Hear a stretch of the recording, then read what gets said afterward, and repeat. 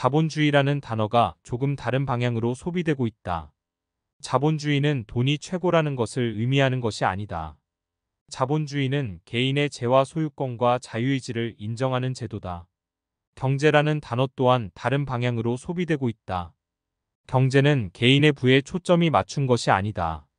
경제는 재화 용역을 생산, 분배, 소비하는 활동이다.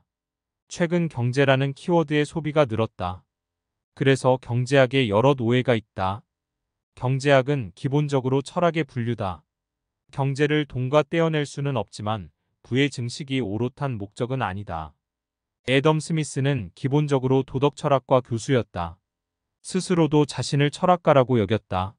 인간의 행동을 양식 연구하는 학문에 애덤 스미스는 경제를 매개체로 두었다. 그것이 국부론이다. 그게 경제학의 시초다. 고로 경제학은 경제를 매개로 한 사회현상을 연구하는 학문이지 개인의 부를 증식시키기 위한 이론이 아니다.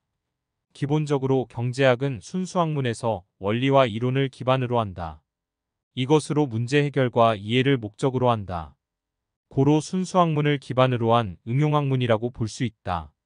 개인적으로 학문으로서 경제학을 좋아한다. 수요 공급이라는 명쾌한 논리적 원리를 이용하여 다양한 현상을 설명한다. 마치 중력, 전자기력, 양력, 강력의 네 가지 기본 힘으로 자연세계의 물리학을 설명하는 것과 같다. 물리학에서도 가장 중요한 개념은 보존 법칙이다. 보존 법칙은 에너지, 운동량, 전하 등의 물리량이 변하지 않고 보존되는 원리를 말한다. 고전 물리학뿐만 아니라 양자역학에서도 이런 보존의 법칙은 피할 길이 없다. 즉 다시 말하면 등호를 두고 한쪽 편에 어떤 임의의 수를 곱하던 더하던 나누던 빼던 다른 한 변에서도 정확하게 같은 수를 연산하여 등호가 파괴되지 않도록 유지하는 것과 같다. 이런 보존의 법칙은 더 쉽게 말하면 균형을 닮았는데 그것이 인간 활동에도 정확히 적용된다. 고로 경제학도 균형이 가장 중요하다. 가령 물이 담긴 컵에 빨대를 꽂고 음료를 마신다고 해보자. 음료를 마실 때 음료는 빨대를 타고 위로 올라간다. 다만 임의적인 힘을 빼주면 빨대 속에 있는 음료는 재빨리 컵의 음료 수위만큼 내려간다. 정확하게 균형을 맞춘다. 즉 상황에 따라 어느 정도의 시차는 발생할 수 있으나 경제는 반드시 물과 같이 자신이 갖고 있는 기본 속성을 따르고자 한다. 위에서 아래로 흐르거나 균형을 찾아 안정적인 상태가 되는 것처럼 말이다. 다시 말하면 이렇다. 미국의 금리가 올라가면 대한민국에 있는 돈은 자연스럽게 미국으로 빨려간다. 고로 대한민국의 금리가 올라가는 것은 불가피하다. 태평양에 생수를 넣는 것과 같다.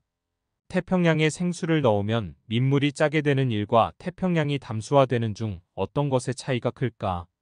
양과 크기의 차이가 절대적일 때 일방적으로 동화되는 일은 자연계에서도 흔한 일이다. 해외에서 경제학을 배울 때 거대한 인간 사회 활동이 자연계 법칙처럼 맞아 흘러가는 것에 희열을 느꼈다. 사람은 모두 각기 다른 생각과 가치관을 가질 텐데 경제학이 만들어 놓은 논리의 집단이 무서울 정도로 움직이는 것을 보고 사회는 역시 자연과 크게 다르지 않음을 느꼈다.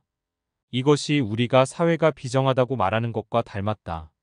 사회가 비정하다고 말하면 어쩐지 사람들은 인간의 비인간성에 대해 꼬집는 듯하여 자기 반성을 독촉한다. 그러나 비인간적인 것은 어쩌면 가장 자연스러운 일이다.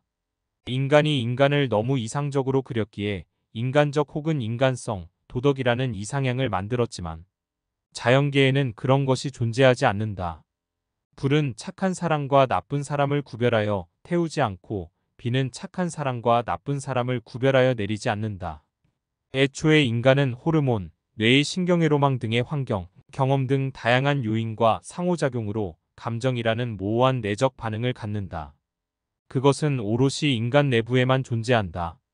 항성, 행성, 암흑에너지, 전자기력 이런 것에는 감정이 없다. 대체로 인간의 감정은 죄책감이나 두려움 등과 크게 연관이 있으며 이런 것들은 자연현상과 크게 이질적이다. 고로 인간이 자연이나 시스템의 이질적인 감정을 느끼는 것은 당연하다. 자본주의는 기본적으로 자연을 닮았으니 피도 눈물도 없다. 자연은 연약한 영양이 사자에게 잡혀 먹히도록 그대로 두고 아이를 아는 어미를 폼페이의 화산재 속에 묻어버린다.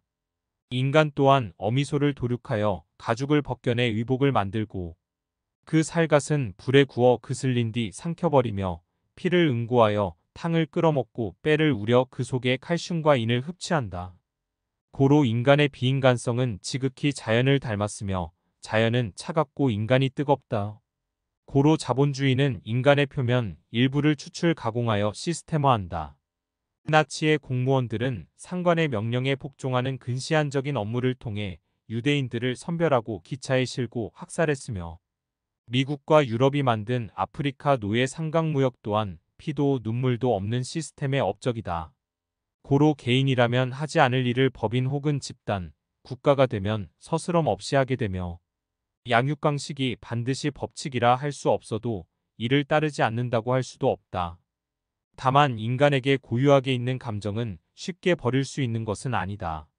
역시 법치는 이처럼 무섭게 자연을 닮아가는 혹은 차가워져가는 사회의 냉각 속도를 조절한다. 국가는 법에 윤리를 섞어 상호 보완하고 중복과 충돌을 찾아 수정해가며 합의점을 찾는 중재자 역할을 한다. 자본주의는 차갑지만 500년도 되지 않은 자본주의는 다양한 합의점을 찾으며 최초의 경제학의 탄생처럼 인본주의를 닮아갈 것이다. 다만 우리가 모두 알고 있는 세계 최고 부자들을 보라. 그들은 왜 돈이 아닌 철학과 순수학문을 즐겨했나? 스티브 잡스 철학, 조지 소로스 철학, 빌 게이츠 수학, 법학, 마크 주커버그 심리학, 컴퓨터 공학, 일론 머스크 물리학, 경제학, 마윈 경제학, 이재용 사학,